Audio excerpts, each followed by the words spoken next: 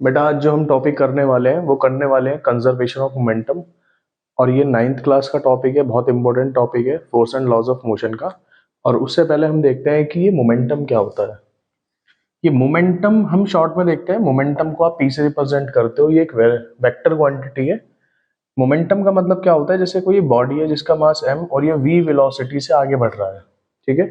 तो किसी भी बॉडी को, जो मूविंग बॉडी है, उसको रोकने के लिए जिस फोर्स की रिक्वायरमेंट होती है आप उसको बोलते हो मोमेंटम। इसको रिप्रेजेंट करते हैं p से, ये एक वेक्टर क्वांटिटी है।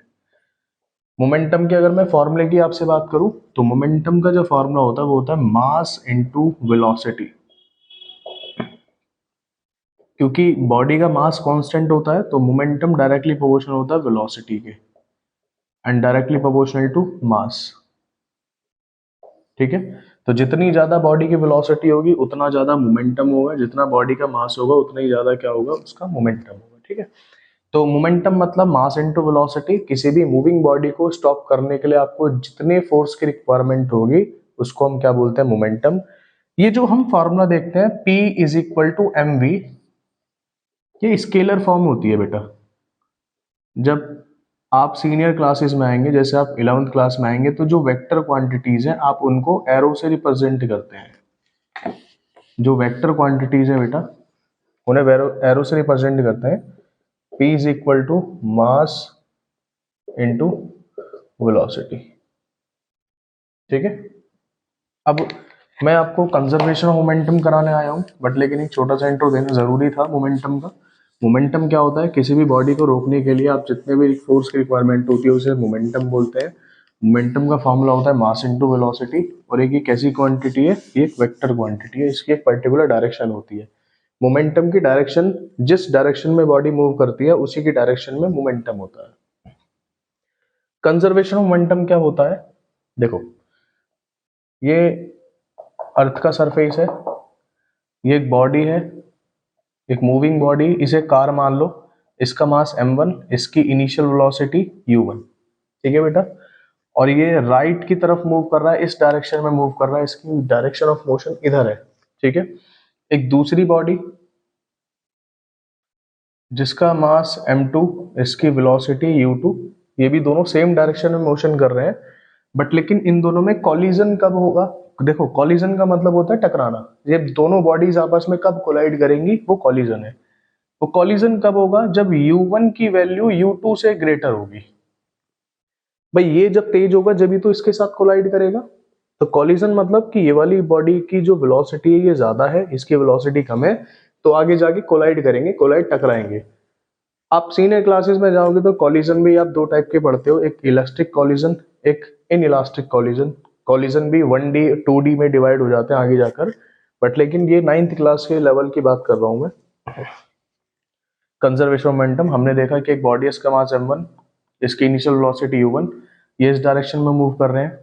दूसरी बॉडी, इसका मास m2, इसकी इनिशियल वेलोसिटी u2, ठीक है। अब मान के चलो कि ये यहाँ पे कोलाइड कर गए, m1 और ये m2, ये दोनों आपस में एक दूसरे से कोलाइड कर गए। देखो आपने न्यूटन थर्ड लॉ पढ़ा होगा, एक्शन रिएक्शन, कि आप किसी भी बॉडी पे अगर फोर्स अप्लाई कर रहे हो तो वो भी बॉडी भी आपके ऊपर सेम फोर्स अप्लाई करेगी बट इन अपोजिट डायरेक्शन। इसको मैं अलग से शॉर्ट में बता देता हूँ बेटा। जैसे आप कोई बॉल ले रहे हो, इस बॉल का मास m1, आपने इस वॉल की तरफ इसको थ्रो किया और आपने इस पे फोर्स लगाया F1। तो जैसे ही ये बॉल इसके साथ कोलाइड करेगी, देखो कोलाइड करने के बाद क्या होता है, सेम इसी डायरेक्शन में वापस आती है। अगर आप बॉल को धीरे से फेंको दीवार की तरफ तो वो धीरे से वापस आएगी। बॉल को आप तेजी से फेंको आगे तो बॉल तेजी से वापस आएगी। ये क्यों हुआ, this is due to action reaction, and action reaction is called third law of motion. इस एक्शन रिएक्शन को ही आप क्या बोलते हो, थर्ड लॉ ऑफ मोशन, ठीक है बेटा। ये थर्ड लॉ ऑफ मोशन होता है, ये साइंटिस्ट न्यूटन ने एक्सप्लेन किया था, F1 equal to minus F2। देखो F1 इक्वल टू F2 का मीनिंग ये है कि दोनों फोर्स मैग्नीट्यूड में सेम होंगे। मतलब इसने जैसे दीवार पे जाके 20 न्यूटन का फोर्स लगाया तो दीवार भी इस पे वापिस 20 न्यूटन का फोर्स लगाएगी। बट ये माइनस साइन का रिप्रेजेंट करता है, negative sign indicates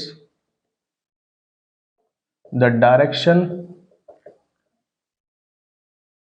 of force is opposite। ये नेगेटिव साइन शो करता है कि जो डायरेक्शन होती है फोर्स की वो क्या होती है, अपोजिट होती है बेटा।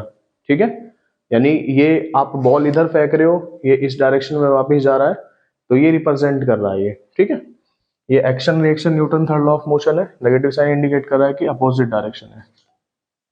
तो ये हमारा टॉपिक नहीं था, बट लेकिन एक्सप्लेन करना पड़ता है कंजर्वेशन ऑफ मोशन को पढ़ाने के लिए। अब देखो बेटा, तो ये बिफोर कॉलिजन वाली कंडीशन है। बिफोर कॉलिजन, टकराने से पहले दोनों सेम डायरेक्शन में मूव कर रहे हैं, इस डायरेक्शन में मूव कर रहे हैं। ये टकराने के टाइम जब ये दोनों एक दूसरे से कोलाइड कर रहे हैं, इस कंडीशन में क्या होगा, देखो जब कोई भी बॉडी, ये बॉल इस वॉल से जाके कोलाइड करती है, तो ये बॉल जैसे इस पे जाके टकराएगी, तो ये इस पे मान के चलो फोर्स F1 लगा रही है, तो ये भी तो फोर्स F2 लगाएगा इसके ऊपर। जैसे ये बॉडी इसके ऊपर F1 फोर्स लगा रही है, तो ये भी तो इस पे F2 फोर्स लगाएगा, बट दोनों क्या होंगी, मैग्नीट्यूड में सेम होगी, बट डायरेक्शन में क्या होंगी, अपोजिट। ठीक है बेटा, तो यहाँ पे थर्ड लॉ अप्लाई होता है।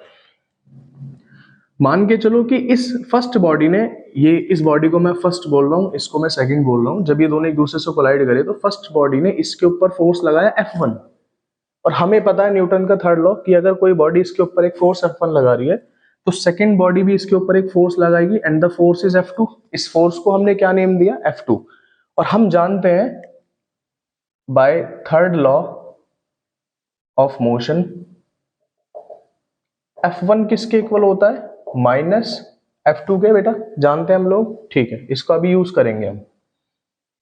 ठीक है, अब आफ्टर कॉलिजन, अब क्या हुआ कि कॉलिजन के बाद, अब कॉलिजन के बाद की क्या कंडीशन है बेटा, कि मान के चलो कि जब ये कोलाइड कर गए, तो फर्स्ट बॉडी की जो फाइनल वेलोसिटी है वो है v1, और सेकंड बॉडी की जो फाइनल वेलोसिटी है वो कितनी है, v2।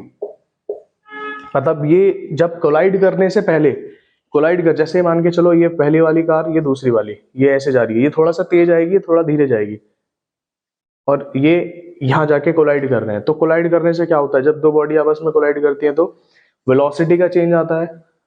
इसके अंदर वेलोसिटी पहले u1, इसके अंदर इनिशियल वेलोसिटी u2, कोलाइड करे, इसने इस पे फोर्स लगाया, इसने इसके ऊपर फोर्स लगाया, इसकी फोर्स हमने माना F1, इसकी फोर्स हमने माना F2 according to Newton third law of motion.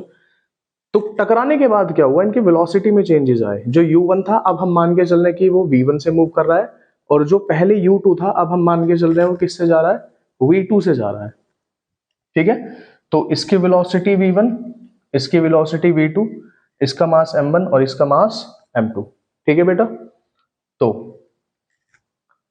Now अब मैं आपसे अगर यहां पे इनिशियल मोमेंटम की बात करूं, फर्स्ट बॉडी इनिशियल मोमेंटम,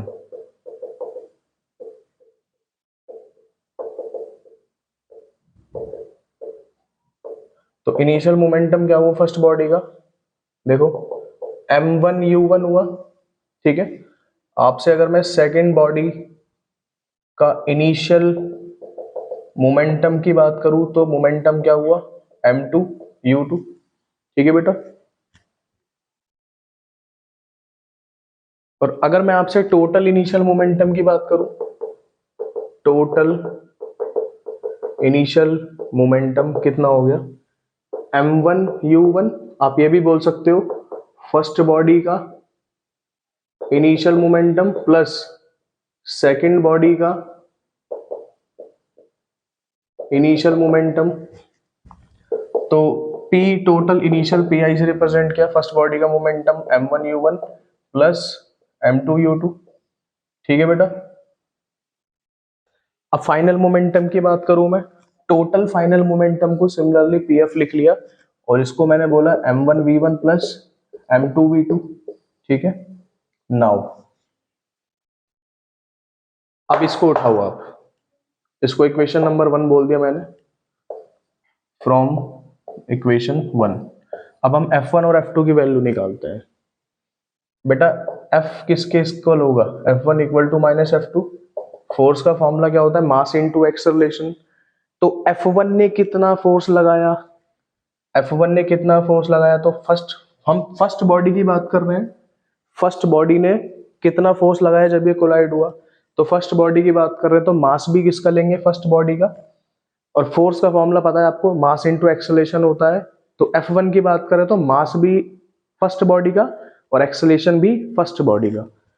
और एक्सेलरेशन आप जानते हो कि फाइनल वेलोसिटी, देखो फर्स्ट बॉडी की फाइनल वेलोसिटी, पहले इनिशियल थी u1, कोलाइड करने के बाद कितनी हो गई v1, तो final velocity of first v1 minus initial velocity u1। और हमने मान के चले हैं कि जो टोटल कोलिजन हुआ वो कितने टाइम में हुआ, t टाइम के अंदर। तो t टाइम के अंदर इसके अंदर जो भी चेंजेस आए, वेलोसिटी के चेंज कितनी देर में आए, t टाइम के अंदर, यानी कोलिजन का टाइम और वेलोसिटी में चेंज होने का टाइम वो आपस में क्या होंगे, इक्वल। माइनस क्यों है, क्योंकि अपोजिट डायरेक्शन में एक दूसरे फोर्स लगाते हैं, ये इधर फोर्स लगा रहा है तो ये इधर फोर्स लगा रहा है। F2 की मैं बात करूं, क्योंकि अब सेकंड बॉडी की बात कर रहे हैं, तो मास m2 और एक्सेलरेशन मतलब कि सेकंड बॉडी में वेलोसिटी का कितना चेंज आया टाइम के रेस्पेक्ट में। तो फर्स्ट बॉडी की इनिशियल वेलोसिटी u3 थी, फाइनल कितनी हो गई v2। तो देखिए, तो v2 माइनस u2 कितने टाइम में, t टाइम में, t से t कैंसिल हुआ, m1 v1 minus m1 u1 is equal to minus m2 v2 plus m2 u2। ठीक है बेटा, इतना क्लियर हो रहा है। अब आप फर्स्ट वाले को सबको, मतलब u1 वाले को इधर एक तरफ लेके आइए, तो m1 u1 माइनस उधर से लेके आए minus m2 u2 is equal to, इसको उधर लेके जाओ, minus m1 v1 minus m2 v2, दोनों तरफ से माइनस लो, कैंसिल बाहर निकालो, m1 u1 plus m2 u2 is equal to m1 v1 plus m2 v2। बेटा यही law of conservation of momentum होता है, दिस इज द प्रूफ, ये प्रूफ हो गया। यही law of conservation of momentum है कि जो बॉडी का टोटल इनिशियल मोमेंटम होता है वो किसके इक्वल होता है, फाइनल मोमेंटम के, total final momentum. The sum of total initial momentum of a body is equal to the sum of total final momentum of the body. बेटा ये प्रूफ था आपका, इसका स्क्रीनशॉट लेना है तो आप स्क्रीनशॉट ले लीजिए, ठीक है। अब इसके ऊपर और डिस्कशन करते हैं।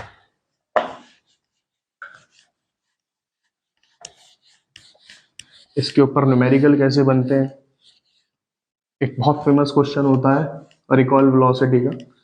रिकॉइल वेलोसिटी का डिस्कशन करते हैं। आपके एनसीईआरटी में 2 हॉकी प्लेयर्स के क्वेश्चन दे रखे हैं कि 2 हॉकी प्लेयर हैं, आपस में एक दूसरे से कोलाइड कर रहे हैं, है ना। सबसे पहले हम इसका डिस्क्रिप्शन करते हैं और खोलते हैं इसको।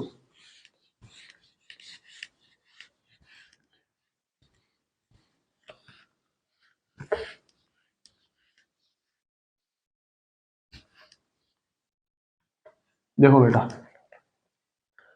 तो ये m1 u1 plus m2 u2 is equal to m1 v1 plus m2 v2, ये लॉ है और ये बहुत इंपॉर्टेंट लॉ है 9th क्लास के लिए।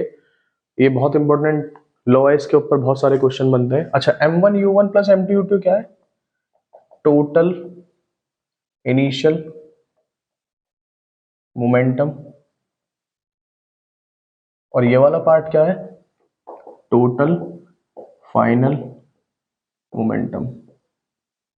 बेटा ये कभी चेंज होने वाला नहीं है। एक सिस्टम के लिए जहां पे 2 बॉडी आपस में कोलाइड कर रही हो, 2 कर रही हो, 3 कर रही हो, उस सिस्टम में टोटल इनिशियल मोमेंटम किसके इक्विवेलेंट होता है, टोटल फाइनल मोमेंटम के। ये बहुत इंपॉर्टेंट लॉ और इसका डेरिवेशन आने के पूरे चांसेस होते हैं, ठीक है। अभी और डिस्क्रिप्शन करते हैं। अच्छा, एक कंसेप्ट होता है रिकॉइल वेलोसिटी का, ठीक है। अब रिकॉइल वेलोसिटी क्या होता है एक्चुअल में, जब हम एक फायर करते हैं, जैसे हमने एक पिस्टल लिया, ऐसे फायर किया, तो फायर करने से क्या होता है कि जैसे ही वो बुलेट आगे जाती है तो हमें एक पीछे झटका महसूस होता है। ये जो झटका फील होता है, दिस इज कॉल्ड रिकॉइल। और गन किस वेलोसिटी से पीछे की तरफ झटका ले रही है, this is called recoil velocity. तो मैं अगर आपसे रिकॉल वेलोसिटी की बात करूं तो मैं पूरा सिस्टम समझाऊंगा आपको। देखो ये मान लीजिए बेटा एक घन है, ठीक है, इसमें एक बुलेट है इसके अंदर। इस गन का मास है m1, इस बुलेट का मास है m2, ठीक है। तो अभी जब ये हमने चलाई नहीं है, स्टार्टिंग में इसका टोटल इनिशियल मोमेंटम क्या हुआ भाई m1। ये गन किस में अभी रेस्ट में है, तो इसकी वेलोसिटी इनिशियल कितनी होगी, देखो मैं लिख देता हूं यहाँ पे, because it is in rest, यानी रेस्ट में यानी फायर करने से पहले की कंडीशन है ये। तो फायर करने से पहले की कंडीशन है, तो बुलेट की इनिशियल वेलोसिटी कितनी हो गई u1 यानी 0, और मतलब गन की इनिशियल वेलोसिटी कितनी हो गई u1 और इसकी वेलोसिटी कितनी 0, बिल्कुल सेम बुलेट की इनिशियल वेलोसिटी कितनी हो गई 0। तो टोटल इनिशियल मोमेंटम कितना हुआ बेटा m1 u1 plus m2 u2, ठीक है। अच्छा m1 देखो, m1 0 नहीं होगा क्योंकि गन है तो इसका कुछ ना कुछ मास जरूर होगा। u1 कितना 0, बिकॉज अभी चला ही नहीं है हमने स्टार्टिंग। भाई हाथ में जब पकड़ के रखते हो जब थोड़ी मोशन में होती है, भाग रही थोड़ी होती है। प्लस m2 u2 कितना 0। तो टोटल इनिशियल मोमेंटम कितना आ गया बेटा 0।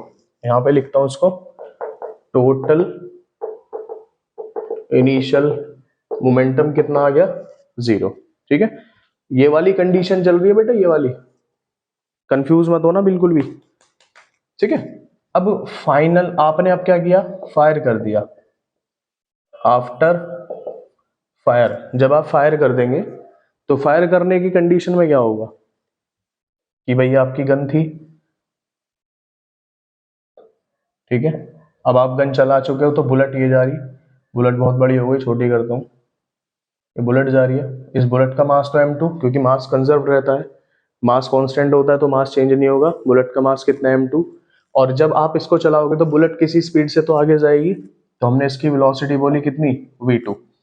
अब ये गन जैसे आप फायर करते हो तो एकदम पीछे की तरफ झटका लगता है, मान के चलो ये बुलेट है, ये गन है, तो जैसे ही बुलेट आगे जाएगी तो एक झटका पीछे की तरफ लगेगा। ये जो झटका होता है डेट इज रिकॉल वेलोसिटी, और इन क्वेश्चंस में आपसे वो यही पूछता है।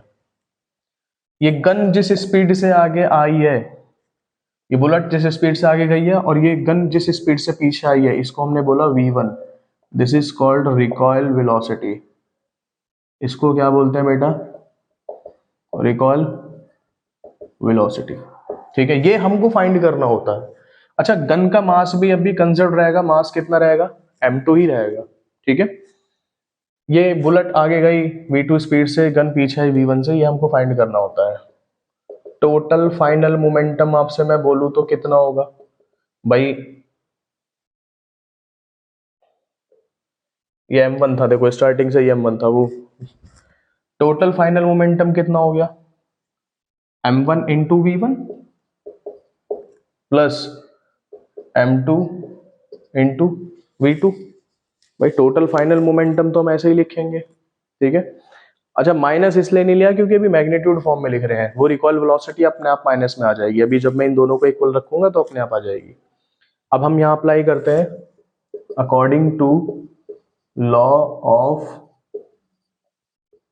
Conservation of momentum. बेटा अभी अभी मैंने आपको law of conservation of momentum पढ़ाया था।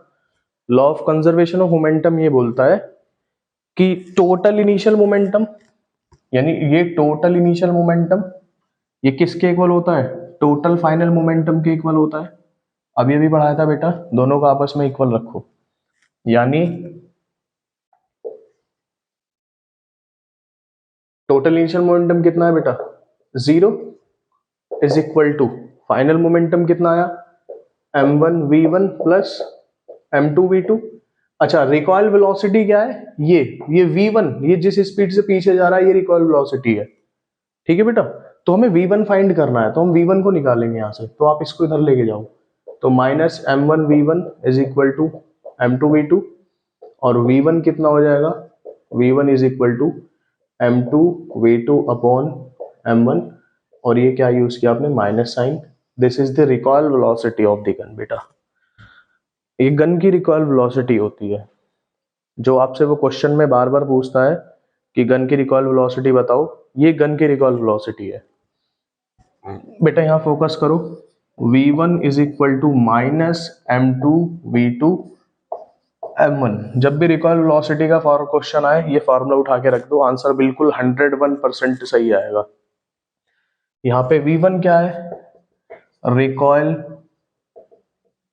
वेलोसिटी ऑफ गन, ठीक है बेटा। यहाँ पर m2 क्या है, देखो आप सब कुछ दिया हुआ है इसमें, सब कुछ बता रखा है आपको। m2 क्या है, मास ऑफ बुलेट। m2 बेटा मास ऑफ बुलेट, ठीक है बेटा। m2 पता लग गया, v1 पता लग गया, v2 क्या है, वेलोसिटी ऑफ बुलेट, ठीक है। और m1 क्या है, मास ऑफ गन। ये बेटा बहुत इंपॉर्टेंट फॉर्मूला है, इसके ऊपर क्वेश्चंस आते हैं, ठीक है। अभी मैं आपको एक क्वेश्चन कराऊंगा, उससे सब क्लियर हो जाएगा। इस पे स्टार लगा लो, ये क्वेश्चन स्क्रीनशॉट ले सकते हो, स्क्रीनशॉट लेना हो तो बेटा आपको, ठीक है बेटा। अभी मैं एक क्वेश्चन कराता हूं आपको रिकॉल वेलोसिटी के ऊपर।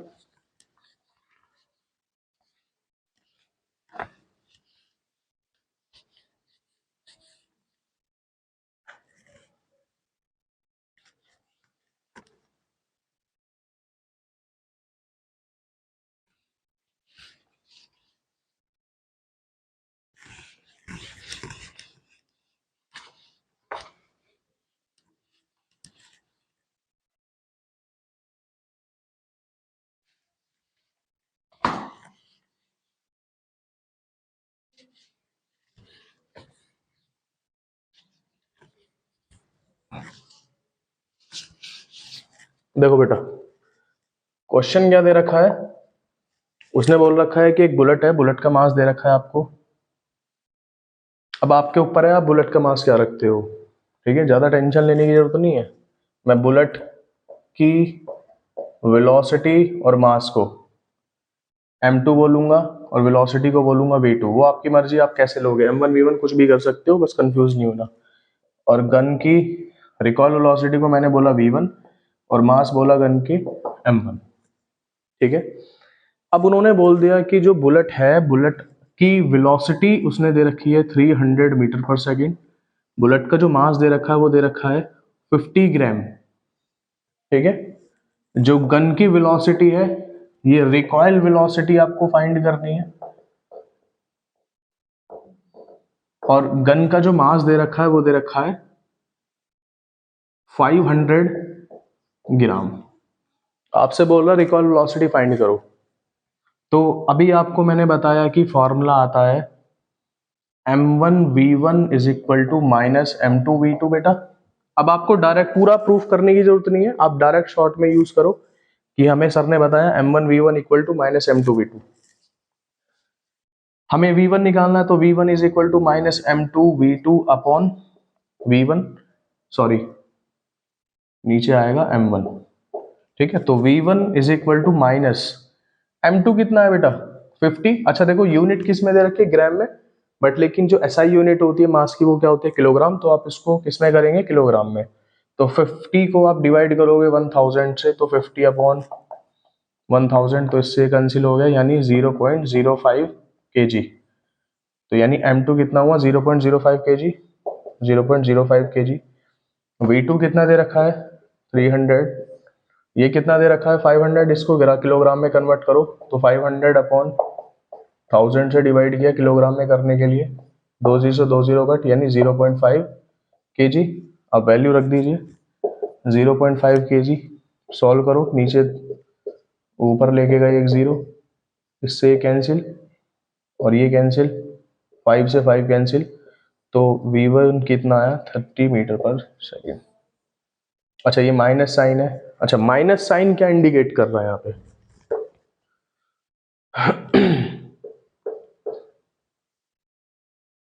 नेगेटिव साइन रिप्रेजेंट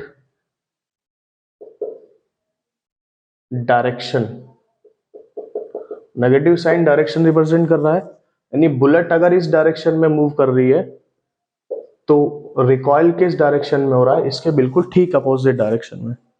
बेटा फिजिक्स में जो डायरेक्शन होती है वो आप नेगेटिव साइन से रिप्रेजेंट करते हैं, ठीक है। एक और भी अच्छा क्वेश्चन हो सकता है, एक क्वेश्चन बेटा और कराता हूं, कंजर्वेशन ऑफ मोमेंटम। ये आप लोगों को समझ आया? किसी को कोई भी प्रॉब्लम हो तो आप कमेंट सेक्शन में बता सकते हैं।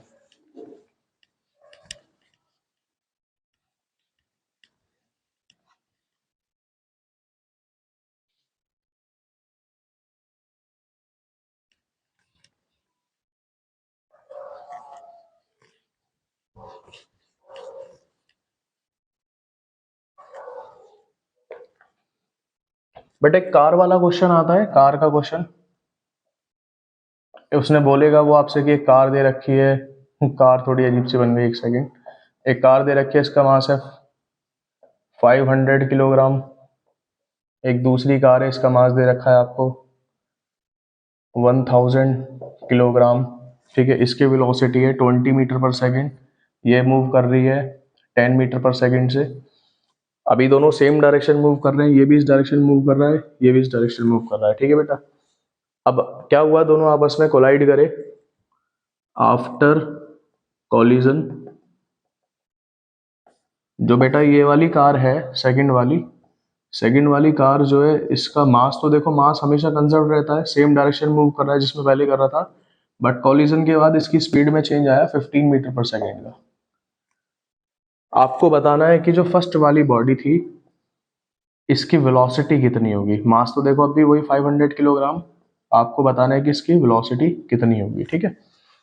अब मैं क्या कर रहा हूं, वही सेम कंजर्वेशन मोमेंटम के ऊपर है बेटा क्वेश्चन ये। तो हमने क्या करा, इसको हमने बोला m1, इसकी इनिशियल वेलोसिटी u1, यानी m1 500, u1 20, वही अप्लाई कर दो।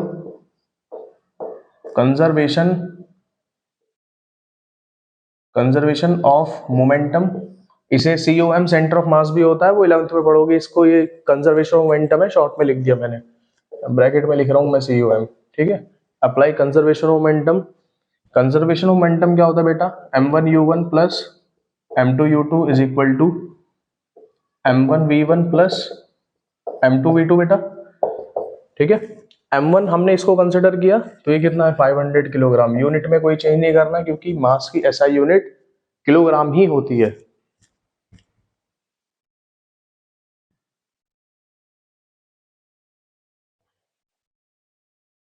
u1 कितना है इसका 20, m2 कितना बेटा 1000, u2 कितना 10 इज इक्वल टू m1 कितना 500, बट फाइनल वेलोसिटी हमें पता नहीं है, ये हमको फाइंड करना है, ठीक है। इसको मैंने v1 बोला, और m2 कितना 1000, और बाद में कितनी हो गई है 15। तो इसको सॉल्व करते हैं जरा।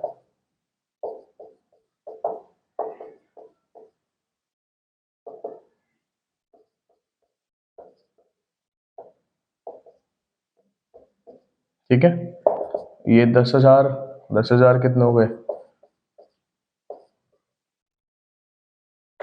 ये दोनों ऐड करके ये आ गया, ये प्लस का इधर आ गया माइनस का। जब आप 20,000 में से 15,000 माइनस करोगे 0 0 0, 500,000 अपॉन ये 500 इसके साथ मल्टीप्लाई में, नीचे आके डिवाइड में v1, 2 0 से 2 0 कैंसिल, तो बेटा इसकी वेलोसिटी कितनी आ गई 10 मीटर पर सेकेंड।